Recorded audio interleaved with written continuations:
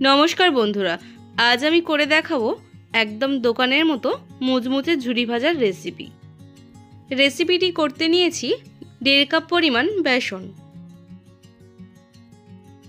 এরই মধ্যে দিয়ে দেব স্বাদ মতো নুন, হাফ টিস্পুন হলুদ গুঁড়ো, 1/3 টিস্পুন লাল লঙ্কার গুঁড়ো, সামান্য পরিমাণ বেকিং সোডা, সম পরিমাণ হিং আর কালো জিরে।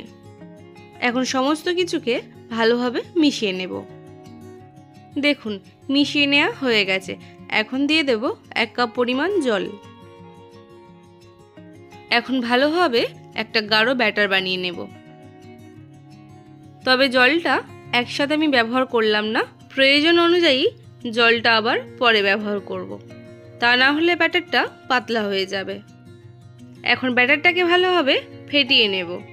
এটা যত ভালোভাবে ফেটানো হবে ঝুরি ভাজাটা ততটাই ভালো হবে। দেখুন ব্যাটারটা আমার ফেটানো হয়ে গেছে আর মিশ্রণের গাঢ়ত্বটা ঠিক এমনই হবে। এখন ঝুরি ভাজা বানানোর জন্য নিয়েছি একটা বোতল আর বোতলের ঢাকনার মধ্যে এভাবে ছিদ্র করে নিয়েছি। এখন বোতলের মধ্যে একটা কাপার সাহায্যে ব্যাটারটা আমি ভরে নেব।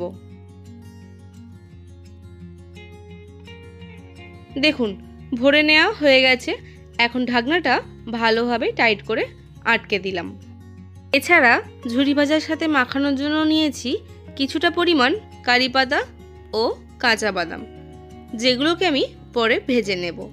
কড়াইতে দিয়ে দিয়েছি পরিমাণ মতো সাদা তেল।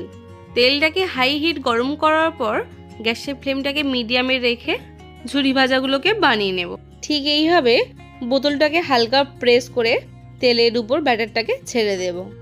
তবে একসাথে বেশি পরিমাণ দেব না, তাহলে জড়িয়ে যাবে।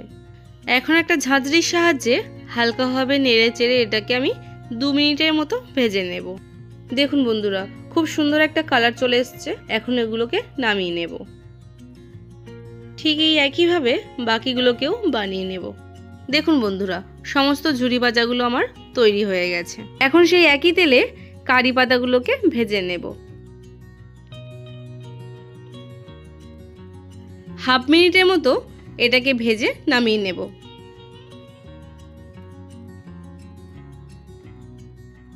এরপর সেই একই তেলে দিয়ে দেব কাঁচা বাদাম। কাঁচা বাদামগুলোকে লো ফ্লেমে একটু সময় নিয়ে ভাজতে হবে, নইলে ভিতরটা কাঁচা থাকবে। দেখুন বন্ধুরা ভাজা হয়ে গেছে। এখন বাদামগুলোকেও তুলে নেব। এখন ঝুরি ভাজার মধ্যে ভেজে রাখা বাদাম ও কারি পাতাগুলোকে ভালোভাবে মিশিয়ে নেব। তাহলে দোকানের মতো মুচমুচে ঝুরি ভাজার রেসিপি একদম তৈরি।